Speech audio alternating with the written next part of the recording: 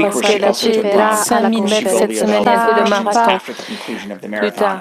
Donc, pour prendre des questions après le marathon, mais nous avons néanmoins les médaillés d'or et d'argent ce soir. Avant de les accueillir, je voulais vous dire que nous avons donc de l'interprétation et en anglais, en français et en italien. Si vous avez besoin de ces langues, je vous demanderai de scanner le code QR. Si vous n'avez pas fait, nos volontaires peuvent vous apporter le code QR.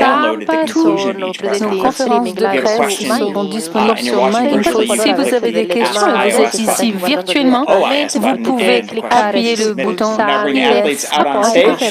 Donc, on peut maintenant accueillir nos athlètes. Médaille d'argent, nouveau record national pour l'Italie, notre première médaille dans les 10 mètres pour l'Italie, avec 30-43, Nadia Baltoclet, et devenant la troisième femme dans l'histoire de gagner les 5000 mètres et les 10 000 mètres lors des mêmes Jeux olympiques, avec 30-43, avec une victoire avec un dixième de seconde du Kenya. Nous avons donc Béatrice Chebet. Si vous avez des questions, nos médaillés, n'hésitez pas de nous donner votre nom, votre organisation et dire à qui vous voulez poser la question. Nos médaillés, donc des 10 000 mètres. Voilà, ici.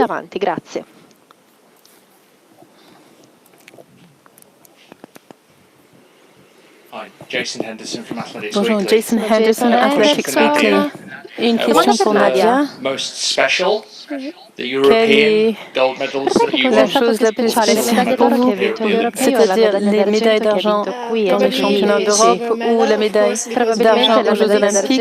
Ici, c'est sûr, je me rappelle quand j'étais jeune, quand j'ai regardé ce qui s'est passé à Londres, j'ai vu de nombreuses athlètes africaines avec une très bonne performance comme aujourd'hui. Donc c'était un véritable rêve d'être à Tokyo et le rêve suivant était d'être médaillée et voilà, j'ai réussi aujourd'hui à le devenir. Béatrice, comme je l'ai dit lors de votre introduction, peu de femmes ont gagné les 5 000 mètres et 10 000 mètres. Vous rejoignez deux autres athlètes.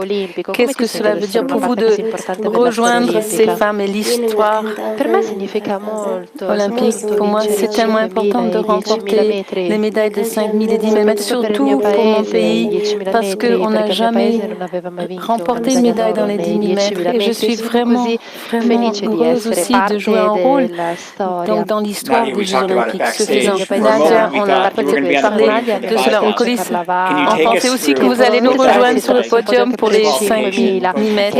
Qu'est-ce que vous avez ressenti avec la disqualification de 4e position à 3e position et quelque part de vivre un moment de rédemption ce soir? Donc pour moi, la 4e position, c'était vraiment important. Bien sûr, si j'avais remporté la médaille de bronze, j'aurais été ravie. Mais quand j'ai vu la vidéo, j'ai compris que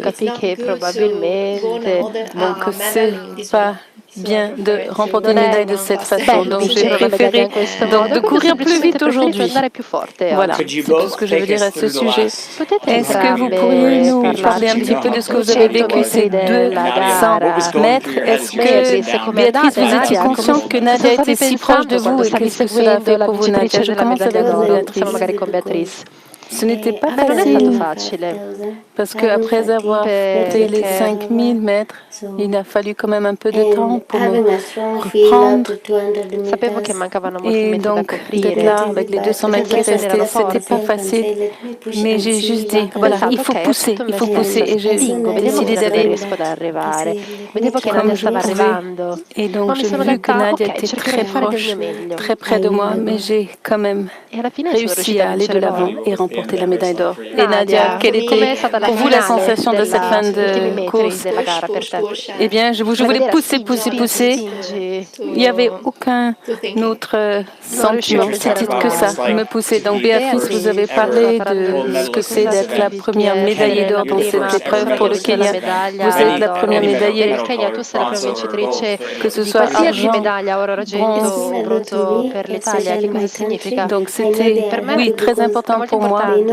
Et je sais que tout le monde est content chez moi, dans mon pays. Ils savent que nous avons une équipe forte et ils croient en moi. Ils ont dit, vas-y, tu peux, ramène cette médaille pour notre pays. Et donc j'ai su d'ores et déjà qu'il fallait donner de mon mieux. Et je suis ravie de pouvoir ramener cette médaille chez moi.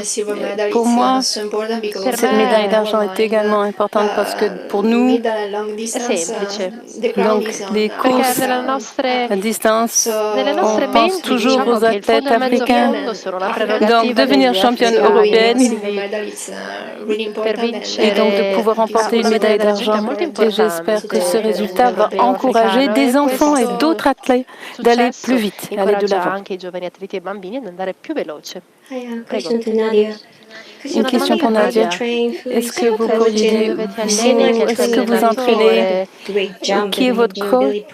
Donc, vous êtes très jeune, 22, 23 ans. Quelle est la source de ce succès? Mon coach, c'est mon papa. Il est également un athlète. Il a participé dans des marathons. Ma maman, également une athlète au Maroc pour les 800 mètres. Et bien sûr, donc, j'ai commencé à entraîner de manière plus importante, mais j'ai commencé à me concentrer sur le mental. J'ai commencé à me dire tout est possible si on fait les sacrifices nécessaires et si on vraiment travaille dur tous les jours, c'est possible. Donc, dernière question pour les médaillés d'argent et d'or pour les 10 000 mètres ici. Pour toutes les deux. Est-ce que vous pouvez envisager de courir, faire un marathon maintenant là? Oui, toutes les deux. Toutes les deux.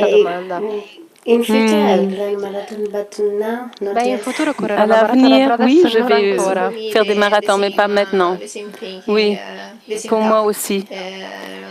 J'ai les mêmes objectifs pour des athlètes de course à distance. Bien sûr, en fin de carrière, on peut songer au marathon.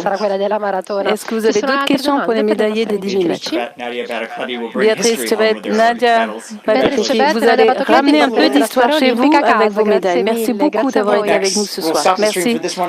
Donc, on va arrêter le streaming et